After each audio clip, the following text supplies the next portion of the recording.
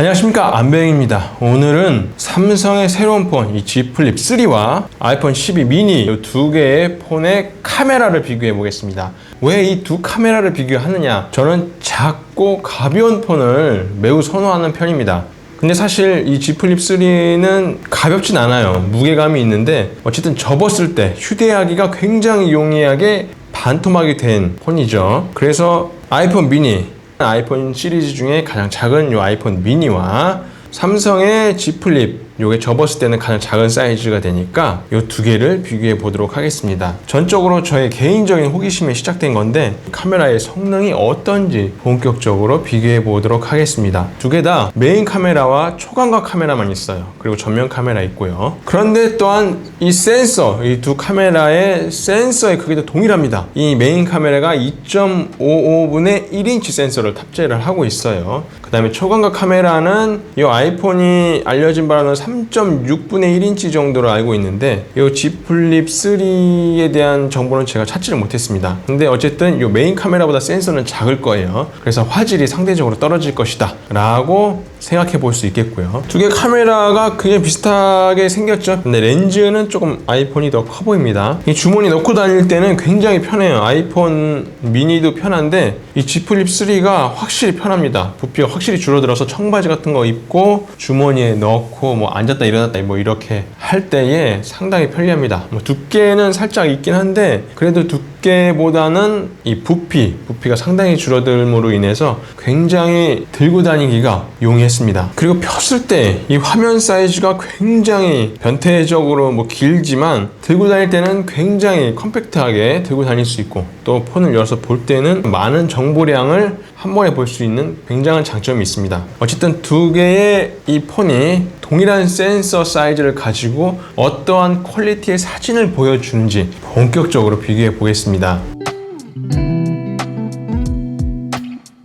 비가 오는 날이었지만 그래도 광량이 충분할 때의 비교입니다. 둘 다 큰 차이는 없어 보이죠? 여기 극주변부는 플립이 좋아 보이네요. 아이폰은 좀 흐립니다. 렌즈는 플립이 좋은가 봐요. 비 오는 차도를 찍었는데 색감 차이가 많이 나죠? 오토 화벨의 차이 같은데 플립이 좀 더 따뜻한 느낌이고 아이폰이 조금 더 차가운 느낌이네요. 주변부를 보시면 플립 3 쪽이 좀 더 노이즈와 뭉개짐이 발생하는 것 같습니다. 그렇지만 갤럭시는 샤픈이 강해서 글씨는 더 또렷하게 보이고요. 참 아이러니합니다. 두 기종은 망원 렌즈가 없기 때문에 디지털 줌을 해보았습니다. 2배 줌도 저라면 안 쓸 정도의 퀄리티입니다만 굳이 따지자면 플립 3 쪽에 손을 들어주고 싶습니다. 4배도 2배와 마찬가지로 아이폰 쪽이 이미지 경계선에 각지는 현상이 발생하네요. 굳이 확대를 하지 않는다면 둘 다 비슷한 것 같습니다. 저는 못 쓸 것 같고요. 10배 줌은 플립 3만 됩니다. 한 번 더 테스트해 보았으니 직접 판단해 보세요.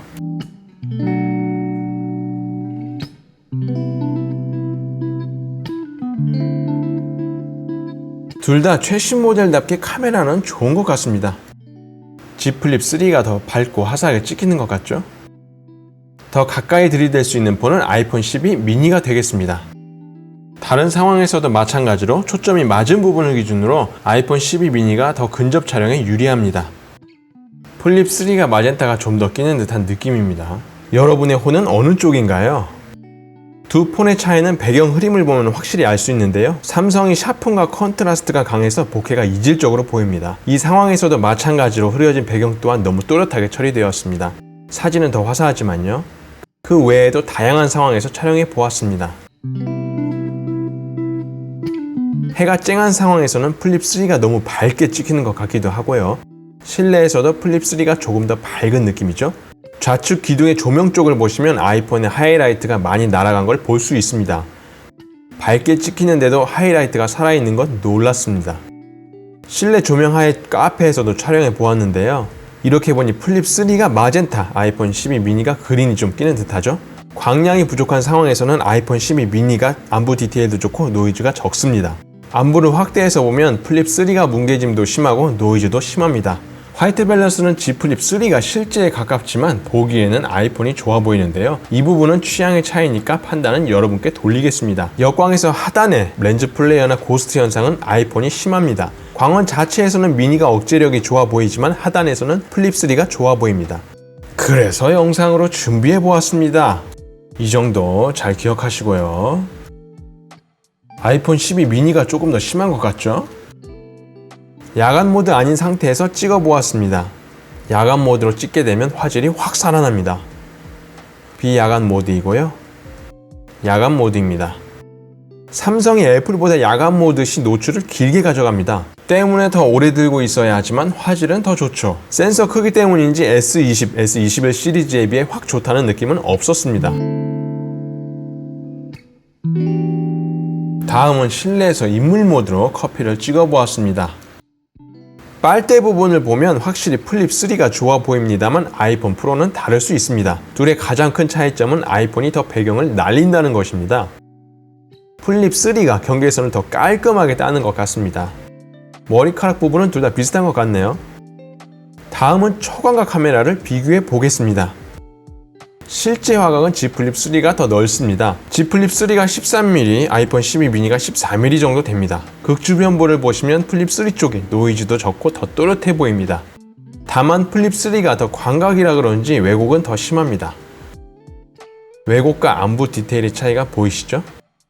아이폰 쪽이 조금 더 자연스러워 보이네요. 그 외에도 촬영한 사진들을 보시겠습니다. 초광각 사진들도 비슷한 색감의 차이를 보이고 있습니다. 아이폰 사진이 좋다고 하지만 블라인드 테스트하면 결과는 다를 듯한데요. 화각은 앞서 말씀드린 대로 플립 3가 더 넓습니다. 초광각에서의 안부를 살펴보자면 오히려 플립 3가 더 뭉개지는 모습을 볼 수 있었습니다. 애플이 노이즈나 안부 디테일을 잘 살리는 것 같아요. 주광에서는 비교의 의미가 없어 보이는 수준이고요. 역광에서는 플립 3의 플레이어가 더 심한 것 같습니다. 다른 사진으로 봐도 차이가 눈에 보이죠? 그런데 실내에서 등을 상대로 테스트했을 때는 전혀 다른 결과를 보여주었습니다. 아이폰은 후드드드드드드드. 야간 모드 아닐 시에는 둘 다 결과물이 좋지 않습니다. 그나마 야간 모드로 찍으면 플립 3의 결과물이 더 좋아 보이네요. 빛이 부족할 때 아이폰 12 미니의 초광각 카메라는 상대적으로 더 어둡게 찍히네요. 야간 모드 시 가로등의 명부 디테일을 플립 3가 잘 살리고 있습니다. 어쩔 수 없이 전면 카메라 사진은 셀프가 되겠습니다. 뽀샷이 혹은 화사한 느낌은 플립 3 쪽입니다. 호불호가 많이 갈릴 수 있겠죠? 창가 옆 실내는 또 느낌이 다르네요. 여기서는 미니의 화질이 더 좋아 보입니다. 역광 상황에서는 미니 쪽이 더 화사하죠? 광량이 부족할 때는 둘 다 처참합니다. 그런데 플립 3가 액정 화면이 크기 때문에 거기서 나오는 불빛이 전면 카메라의 야간 모드에 유리하게 작용한 것 같네요. 동영상 화질 일단 감상을 해보시겠습니다.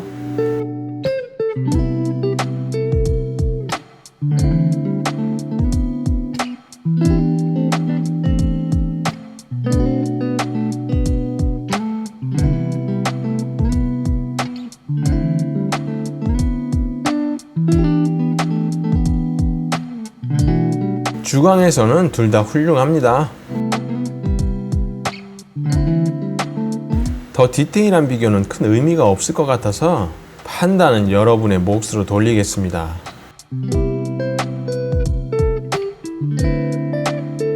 아이폰이 좀 더 플랫하긴 하네요. 후보 정할 때 좀 더 유리할 것 같은데요.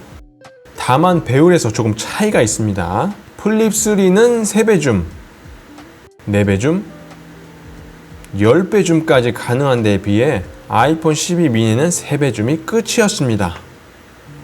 다음은 실내에서 비교를 해보았습니다. 확실히 광량이 줄어들면 플립 3 쪽이 불리해지는 것 같습니다.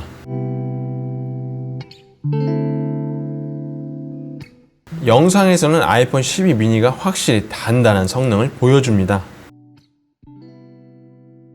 이것도 사실 이렇게 보면 큰 차이는 없어 보입니다. 삼성이 조금 더 밝고 화사한 느낌을 주죠. 영상의 정지 이미지인데요. 밝은 부분에서는 큰 차이를 구별하기 힘들지만 어두운 쪽에서는 플립 3의 노이즈가 더 심합니다. 확대해서 보지 않으면 큰 의미는 없을 것 같습니다. 동영상 AF 테스트도 해보았습니다.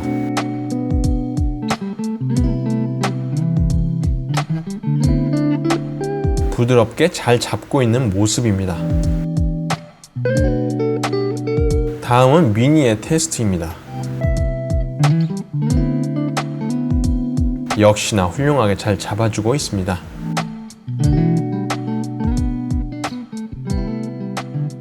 다음은 손떨방 테스트입니다. 플립 3의 메인 카메라로 걸어가면서 촬영해 보았습니다. 이번엔 열심히 달려보았는데 손떨방이 잘 작동하는 모습입니다. 다음은 아이폰 12 미니의 메인 카메라입니다. 달려갈 때 초반 꿀렁임이 있지만 잘 작동하고 있습니다. 같이 놓고 비교해 보겠습니다. 이 결과를 통해서 보자면 플립 3가 좀 더 나은 모습을 보여줍니다.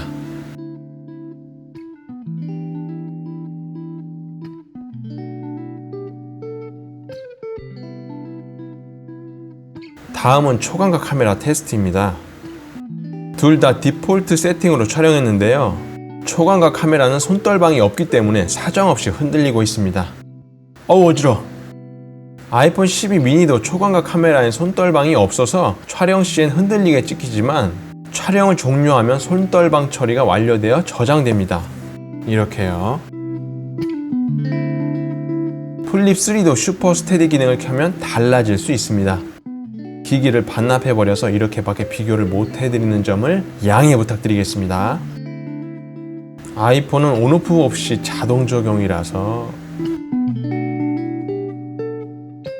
네, 어떻게 보셨습니까? 저는 둘 다 굉장히 잘 나온 폰이고 사진도 잘 찍히는 것 같았습니다. 들고 다니는 데는 뭐 Z 플립이 좋고 화면도 커서 굉장히 메리트가 있는 건 사실이고 또 디자인이 굉장히 이쁘게 나왔어요. 근데 제가 평생 안드만 썼는데 이 아이폰을 써다 보니까 또 안드로이드 써보니까 좀 왠지 불편함이 느껴졌어요. 그래서 참 무섭습니다. 사람이 금방 또 적응을 하고 또 제가 아이패드 미니랑 또 연동을 해서 쓰다 보니까 이 아이폰이 굉장히 편해졌어요. 그렇지만 이 통화 목록과 관련된 기능, 스팸과 관련된 기능 뭐 이런 것에 있어서는 사실 너무 불편해요. 그 사업하시는 분들 또 연락이 자주 오고 이제 목록 관리, 통화 관리 하시는 분들에게는 아이폰이 정말 좋지 않습니다. 통화용 녹음도 안 될 뿐더러 굉장히 좋지 않은데 그거 빼고는 상당히 만족하고 있어요. 어쨌든 네, 두 개 다 완소, 두 개 다 갖고 싶다. 어쨌든 시청해주셔서 감사합니다.